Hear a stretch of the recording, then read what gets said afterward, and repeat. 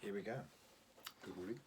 Good morning to third week in a row of stormy England. And yeah, another VC session. Great session last night. Very good. Although I think we're becoming more tuned into hi-fi. You become slightly obsessed with anything that doesn't sound quite perfect on your record, which can be a bit annoying. Yeah. But anyway, we kicked off our session with, I was very, very happy to find not a reissue, an original copy of Exile on Main Street, Rolling Stones, which I'd only up until now had a single vinyl copy without the cover, so just really great. Definitely an upgrade then. Definitely an upgrade, yeah. And it doesn't have the postcards in it, but that really doesn't bother me too much. But it really excellent pressing.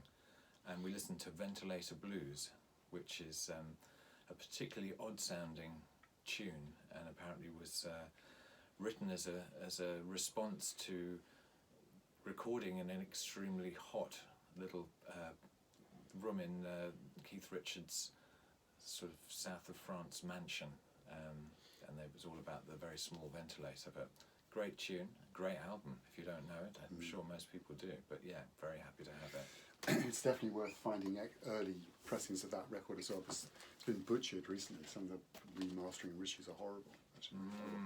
So went from the Rolling Stones to Sly, and from the album, I don't remember the title, Small Talk, played the track Can't Strain My Brain, which is a really great, kind of almost like, sounds like the kind of source code for a lot of the new soul kind Absolutely. of movement. Kind of nice record. This has also got Loose Booty on this album as well, which is another really good track. They're all, I mean, they obviously were not classics, the later 70s Sly albums, but they all have one or two absolutely fantastic songs. And this was like a sort of part two of If You Want Me to Stay. Yeah. That kind of, Yeah. if you like that feel from the fresh album. Yeah. Yeah, well, as soon as I heard the opening drum break on that, I thought of this album, which I think is celebrating, it can't be 20 years. I think it is 20 years. Is it really? I think it is, yeah. Unbelievable. Well, just a majestic piece of work, Voodoo, from D'Angelo, and we listened to the track called The Root, which I hadn't really noticed before is just D'Angelo and Charlie Hunter, nobody else on that particular tune. Yep. Went next for a track that sampled a lot around that time, particularly by Tribe Called Quest and also Ray Hayden, who was a UK producer. And this was the LA Express, which was Tom Scott's band with Joe Sample, Max Bennett and John Guerin and people, and played the classic track Sneaking in the Back. And if you go to whosampled.com, you'll see hundreds of people sampling that track. Yeah. I mean, the revival tune by Martin Giraud is basically that tune, with a vocal on the top. That featured a lot of Crusaders players, I seem to remember, and just that feel of a band of great musicians in a room just jamming and playing together made me think of playing a tune off this album, which is Cornell Dupree's Teasing. This I picked up at a record fair in Whitstable, actually, just before Christmas. We listened to the track Jamaican Lady, and this has the stellar rhythm section of Bernard Purdie on the drums, Chuck Rainey on the bass, and Richard T on the keyboards, and Cornell Dupree on guitar. Fantastic, classic Bernard Purdie shuffling drum groove on this. It's quite a bluesy record, actually. It is quite a bluesy record. Next up, a CD in what's becoming an ongoing series of obscure Michelin Deguiarcello tracks on soundtracks. And this is from White Man's Burden. And here they cover the Chambers Brothers tune, which is Time Has Come Today. And it's I think it's kind of, sounds very early Michelle time. The band she had for Peace Beyond Passion, I think, actually, around that time. Another great tune, though, actually. And there's 3 or 4 others I found, actually. Yeah, but another tune that kind of starts in one place and ends up somewhere completely different. Yeah.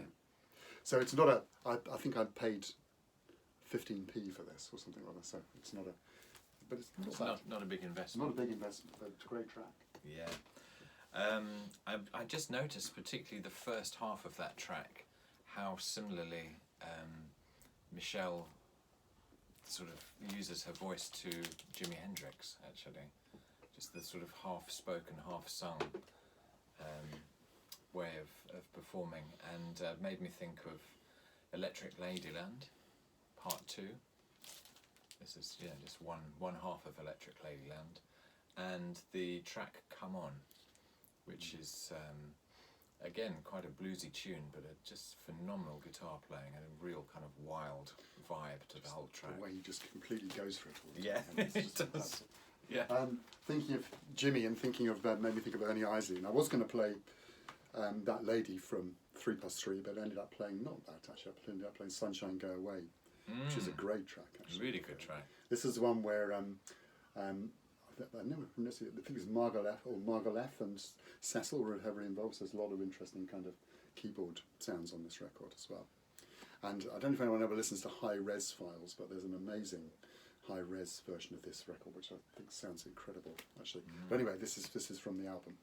And I'll definitely be playing that on the All Points radio show tomorrow, which I will leave a link to for anybody who likes the sorts of music we talk about. You can actually hear it. Yeah. And I've got to say a big shout out to LB Show 63 or something. I can't remember what his full title name is, but he's big on the cheap heat, particularly sort of stuff that's in the sort of more jazz fusiony sort of stable. This is one of 3 albums that the section put together. This is called Forward Motion, and the section were the band that features Lee Sklar, Russ Kunkel, Craig Dirge and Danny Korchmar, who appear on many other people's records, notably James Taylor and David Crosby and Nash. And yeah, we listened to the first track on side 1, which is called Forward Motion. And yeah, again, just the sound of really good players having a lot of fun in the studio by the sounds of things, definitely. Making some very interesting sounds. And a lovely album mastered by Bernie Grundman, so sounds great. He's one of our guys. He is. Now, special respects to John Carntrade 68, Christopher Cole for this, actually. He showed this not on the video, but on Facebook. And I bought this record. It's an Oscar Peterson record called Night Child, which comes from the late 70s. And Oscar Peterson's actually playing electric piano on this. And Chris showed this on his YouTube channel. And I realised I looked very familiar. I realised I had this. I actually bought this for my dad a long, long time ago, back in the late 70s, I think. And he didn't like it, and I didn't really, not crazy about Oscar Peterson, but ended up playing this, and on Chris's recommendation. It's great.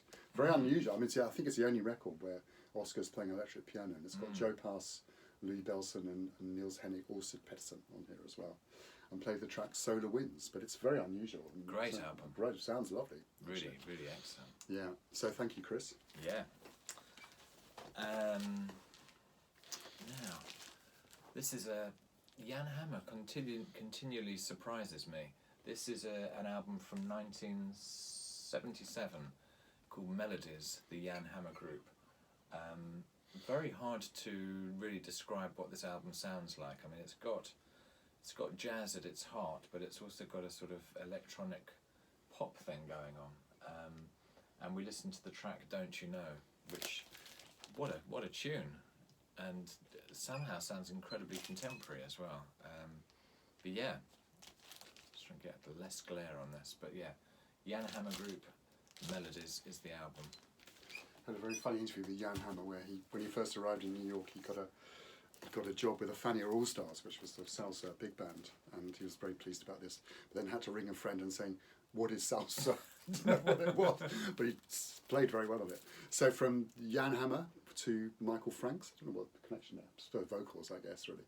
And this is the album Sleeping Gypsy, which I think was his 3rd record, which is very much flavoured with a kind of Brazilian. He made a couple of records which got a very Brazilian kind of feel to them. And this track I played is actually one of the less Brazilian sounding tracks on it. It's called Chain Reaction, which he wrote with Joe Sample, and features all the usual gang again, actually, and a nice saxophone solo by David Sanborn. Kind of, he's almost guilty pleasure, Michael Franks, but I do like his stuff. Just to say, anybody who doesn't know, there is a great YouTube David Sanborn channel that's recently appeared, where he brings 1 or 2 kind of very interesting musicians together, and they basically do a kind of session at his house with a top session band, and then talk about music. And it's very genuine and just great. Particularly good one with Michael McDonald. It sounded absolutely fantastic. Yeah. Just felt right to listen to Westchester Lady. Bob James from Bob James 3 on the CTI label. I mean, just an absolute classic groove, which again sort of sampled to death, but it was really nice just to actually listen to the whole tune again and remember what fantastic drumming there is from Harvey Mason on this tune. Yeah, Westchester Lady and Nautilus, I've got to be two of them sampled. So then we had a break and came back, and time for a tribute, really. Andy Weatherall, the UK DJ and producer, passed away sadly a few weeks ago. I was lucky last week, wasn't it? Yeah. Lucky enough to meet him a few times and actually work with him on a couple of occasions. And really, I was never a huge fan of the whole kind of acid house period, but he was a really nice guy, actually, a very nice guy. And I played the Primal Scream remix of Higher in the Sun, which is a dub symphony in 2 parts and features Jar Wobble on the bass. Sounded fantastic. Which sounded really nice, actually. So anyway, sad, very nice guy, died much too young, actually. There was a Boy's Own Productions connection, which was a record label I think Andy Weatherall had something to do with, and it's a rather tenuous connection. This 12 inches on Junior Boy's Own, and it's 7th movement by Odyssey. We listened to the Love Star disco mix, and just a very, I guess, sort of ambient, psychedelic, soulful kind of house groove, really, with a lot of interesting phased business going on. Really enjoyed that. So staying with the kind of dubby effects, I guess, as well, but moving into something much more akin to dub. It's not very inspiring colour at all, this one. This is Bill Laswell Dub Chamber 3. Oh, sensational. Which is a great album, which came out on ROIR. I never didn't how you pronounce that label. Great band as well, with Niels Petter Molvar, Jar Wobble again, Craig Table, the keyboard player, he's known in jazz circles now very much. Anyway, great sound, heavy bass, beautiful production. Brilliant. Staying with some reggae, one of John and my favourite reggae albums is this from Gregory Isaacs. More Gregory, just Gregory in some of his finest songwriting form, just with him and the Roots Radix band, very little else going on, just very sort of raw, amazing playing, amazing kind of space in these tunes. We listened to If I Don't Have You, which is the first track on side 2. And which is Sly and Robbie, in fact. Oh, is it Sly and Robbie in that one? Yeah. Ah. Absolutely stripped down minimal for That's right, it is Sly and Robbie on that one. Yeah, beautiful. Absolute sensational. Incredibly sexy song. Yeah. Staying with some reggae, moving over to Leaf Perry country. This is from I guess it was kind of compilation really, which came out pretty much at the same time, kind of earlier than that, but mid to late 70s. The Upsetters Chapter 1, and played the track which Mark actually played the same rhythm a couple of sessions ago, When Jar Come, which is Devon Iron, which is he's got a great voice actually.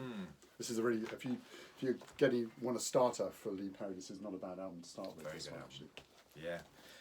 actually. Continuing with the Studio One 12-inch re-release thing that Soul Jazz Records are doing. And now this is a question for Doug, actually. Doug, our reggae aficionado on the VC. Was this track, Oboe by Jackie Mittoo, the track that inspired Bob James' Westchester Lady, or did Bob James inspire Jackie Mittoo? I don't know. But great tune and great vibe. Same tune. Same tune. Then moves, for keeping with the same Studio One soul jazz connection, went to Lord Tanamo, Keep On Moving, which is a classic, almost on the edge of rocksteady into reggae.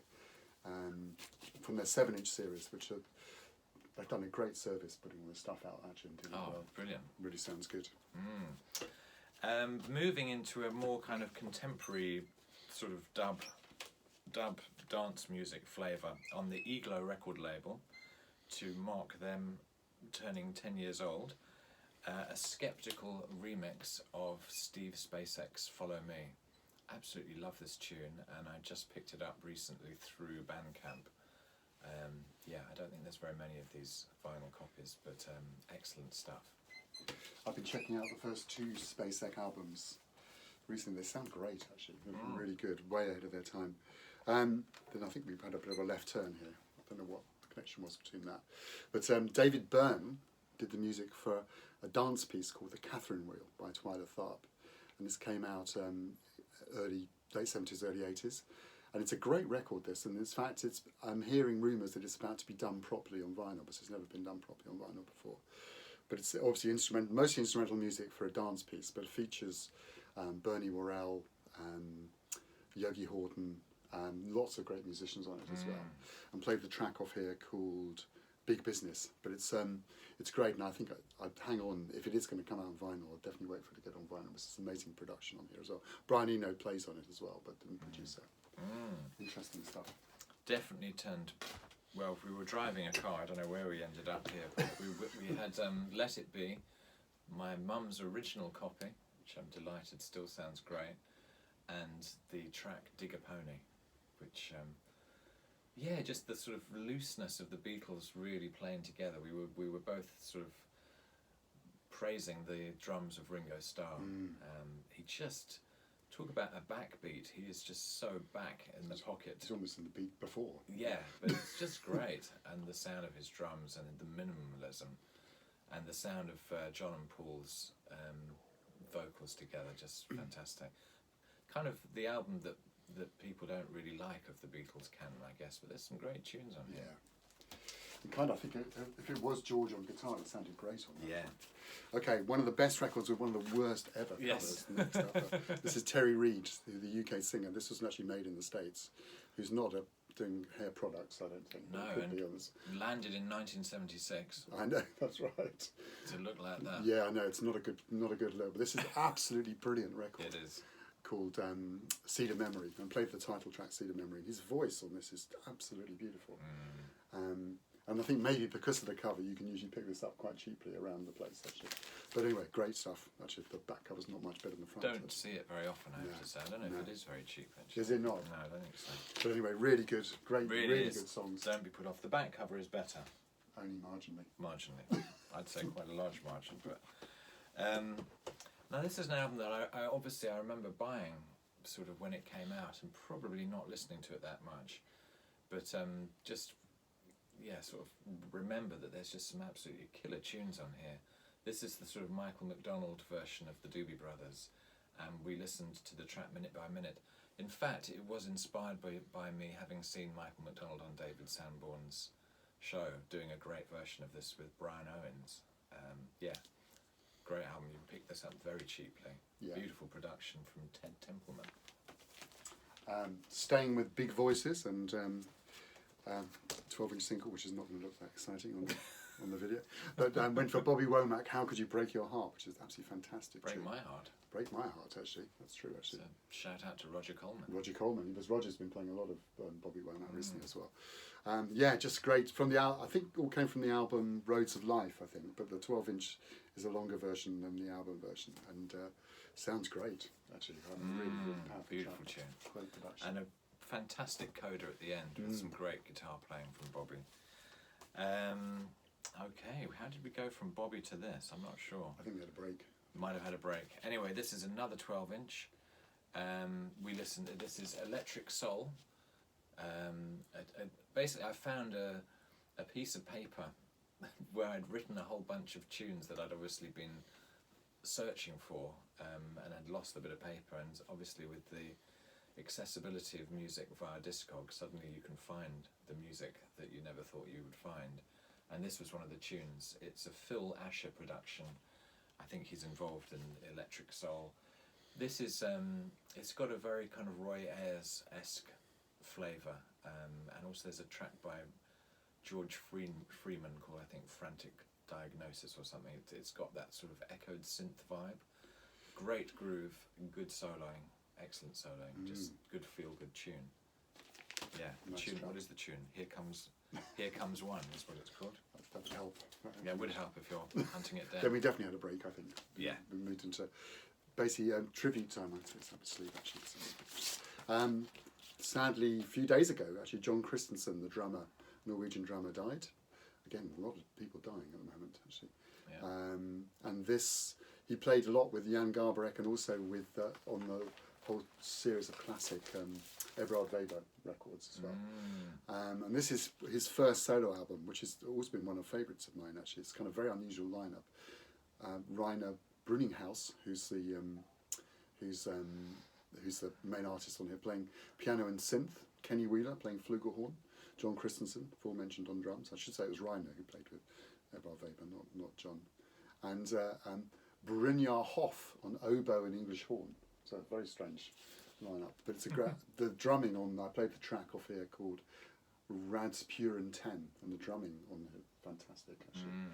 Very nice, somewhere in between, like it's halfway in between Jack DeJohnette and Paul Motion or something like that.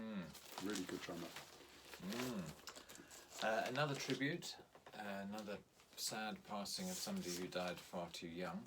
So this is also an album that I had bought my mum that I don't think she was particularly keen on. Back in the mid 80s, I guess. This is, I think, the best Lyle Mays solo album. Features Bill Frisell. Actually, sort of really fantastic Bill Frisell on here. He kind of, it's a shame they didn't play together a bit more. We listened to an excerpt from the Alaskan Suite, which takes up the last third of the side 2. Yeah, great stuff. And carrying on with the Lyle Mays tribute, I was going to play the whole of As Falls Wichita, So Wichita Falls, but Mark played it on, if you can hear it, all on his radio show actually, yes. The last one. And played the track Ozark. This was the kind of first time he was named as a collaborator with Pat Metheny. And this is a great album, actually. Really felt groundbreaking record in many ways, actually. On ECM 81 it was, actually. So the group, the Pat Metheny group was already well established by then. But yeah, really good. So I played the track Ozark. It's got a great I remember hearing that was the first Pat Metheny I ever heard. I think it was the same for a lot of people. Yeah, and it just sounded, and still sounds, entirely original. So I guess the connection was the ECM label, and listened to a very full-on tune from this John Abercrombie, Jan Hammer and Jack DeJohnette sort of power trio album. It's a power trio, but it's also some incredibly sort of gentle, melancholic stuff. But we listened to the track Red and Orange, which is a phenomenal synth bass line, some very fiery playing from everybody. Really extraordinarily good album. Can't recommend that too highly if you don't know. It's definitely one of my absolute favourite ECMs.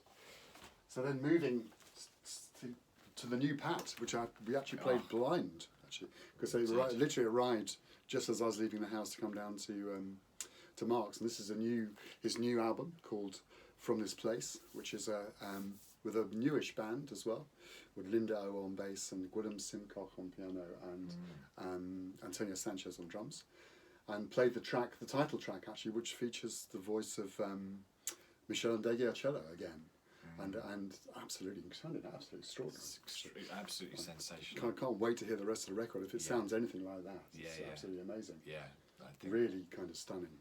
And this is a lot of people are saying this is a little bit like Pat's album from the 90s, which was Secret Story. So it's got a similar kind of feel to it as well. But yeah, really good. Kind of some heavy political messages in here, which are also good to hear. And I think the heavy political messages are also very much present on this album, which I think came out just towards the end of last year. Damon Locke's Black Monument Ensemble, Where Future Unfolds, with Angel Bat Darwood on the clarinet, who I have to say I didn't know who she was, but John Simpson. Yeah, she won a lot of her record won a lot of best ofs last year. This is recorded live at the Garfield Park Botanical Conservatory in Chicago, and it sort of features that old venue. Yeah, that old venue. It's got a sort of very strong nod to the past, but also sort of looping to the future. Really interesting album, and I have to say, in terms of a beautiful artifact, really sensational packaging, and you get a sort of whole set of cards and stuff as well. So do check this out. Damon Locke's Black Monument Ensemble. Put 4 legs on it, you have a table, I think it's And this has just been reissued, but this is not the reissue actually, this is my earlier copy. Leon Thomas, Spirits Known and Unknown, which was, Leon Thomas sang a lot with Pharoah Sanders, late 60s, early 70s, including the classic Creator Has a Master Plan. And this album has a version of that, shorter version of it. Band with Sis McBee, Richard Davis, Roy Haynes, and Pharoah himself. And I played the track Let the Rain Fall on Me, which is almost like a gospelish kind of tune. Really nice tune. Good album, this one, actually. Made a couple of other albums which are so-so, but this one I think is the best of his. The feel of that, because it also felt a bit like a jazz ballad, I think. Recently picked up Ellington Indigos by Duke Ellington and his orchestra. A gorgeous sounding record. I mean, just talk about painting a picture with your orchestrating arrangements. We listened to the track Willow Weep for Me. Yeah, beautiful.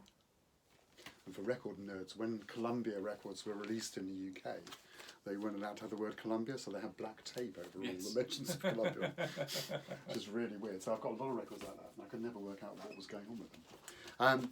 Staying with the kind of orchestral sound, went next for Gil Evans from the album New Bottle Old Wine, and this actually record comes from a massive Pacific Jazz box set, which I didn't bring with me the whole box actually. And this was from 1960, I think, 1962. And it's a kind of band, an orchestra, but features Cannibal Adderley a lot on it. Actually, he's the main kind of soloist on there. And there were 2 albums that Gil did with Pacific Jazz, both of which are great actually. And I think that one of them at least has been tone poeted recently. Yeah, I'm trying to think why I ended up with this, but anyway, we did. Riley Walker, Primrose Green. I think this was his first solo album. I remember it causing a bit of a stir in the VC a few years back when it got released, 2014, blimey, 6 years ago. We listened to the track Same Minds, and I know this was a favourite of Mr. Ben Costello, who I believe has recently celebrated birthday. Happy birthday, Ben. Happy birthday, Ben. Yeah, great album if you don't know it. It is really, sounded really good actually. And then my last tune was, we had at least 2 sessions of that in Lamb Chop, so it's time for some Lamb Chop, and played the track The New Cobweb Summer off the album Is a Woman, which originally didn't come out on vinyl and came out on vinyl a couple of years ago. Actually 5 years ago by looking at this. Yeah, just kind of, obviously now Kurt Wagner's been working a lot with using electronics and stuff, but this was a much more acoustic sounding record as well.